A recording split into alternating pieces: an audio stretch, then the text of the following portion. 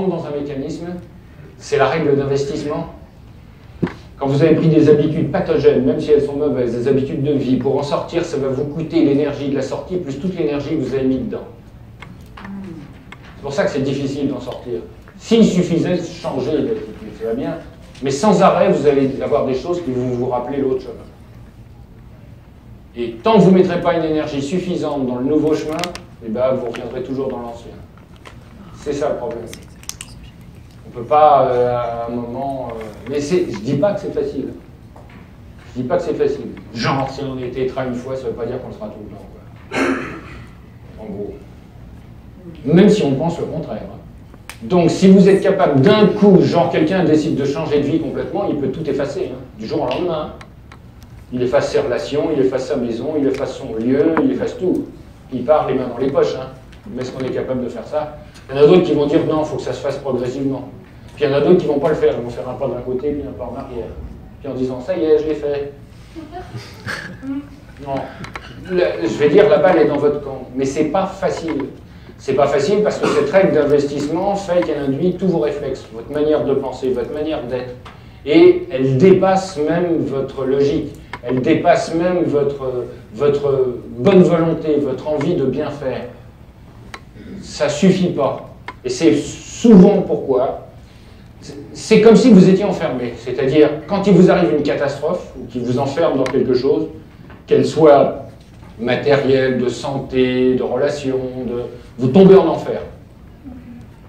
C'est-à-dire que vous n'avez plus aucune référence, vous n'avez plus aucun espoir, et tout seul, vous ne pouvez pas en sortir. Si vous êtes vraiment en enfer, vous ne pouvez pas en sortir. Tout seul. Par contre, quelqu'un peut vous aider. C'est-à-dire qu'il faut accepter que quelqu'un vous tende la main. Et ça peut même être celui qui vous a mis dedans. Ah oui. C'est indescriptible. Je ne veux pas vous déprimer. Je ne veux pas vous raconter de ça. Mais on parle d'épreuves de la vie. Il y a des épreuves qui sont mortelles. Et vous ne pouvez pas en sortir tout seul. C'est clair et net. Celui qui dit « moi je m'en sors, c'est extraordinaire, j'ai besoin de personne », en réalité c'est qu'il n'a pas vécu d'épreuve.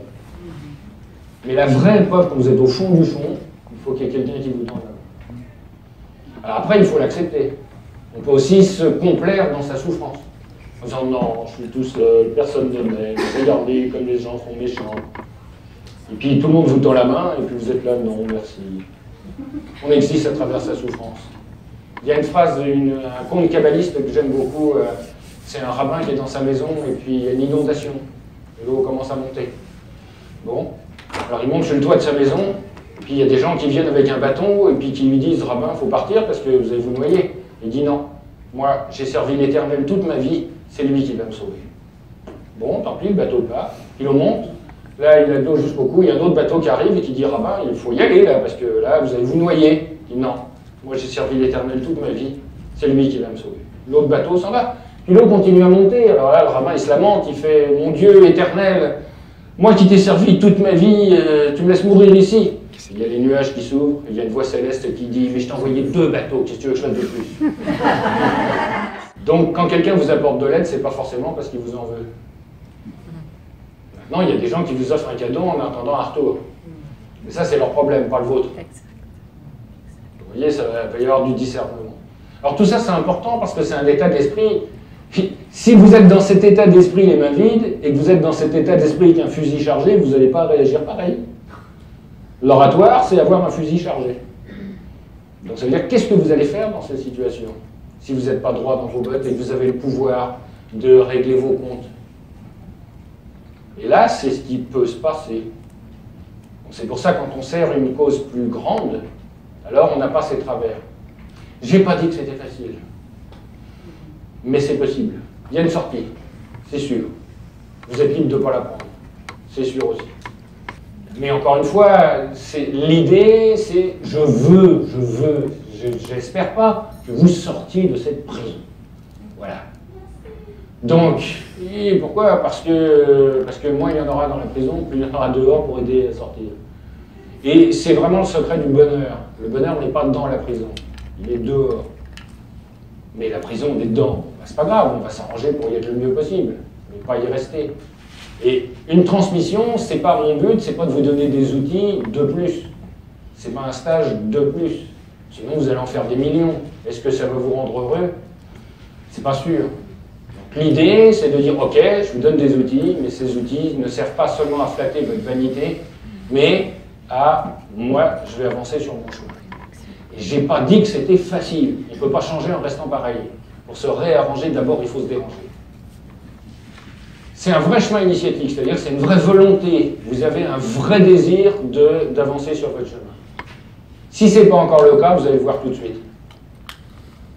Parce que nous, on imagine qu'on va avoir plein de choses, alors qu'on va perdre plein de choses. On se dépouille. Hein. Alors, évidemment, les gens qui suivent une voie initiatique en disant « je ne comprends pas, depuis que j'ai commencé, c'est pire qu'avant ». Mais c'est normal, puisqu'on doit retirer des pots. Évidemment, tout ce à quoi vous êtes attaché, il va falloir s'en détacher. Je n'ai pas dit vous êtes en blanc, vous quittez tout le monde et vous mangez des sauterelles. Hein. Avoir une relation avec quelqu'un, c'est pas être attaché. Hein.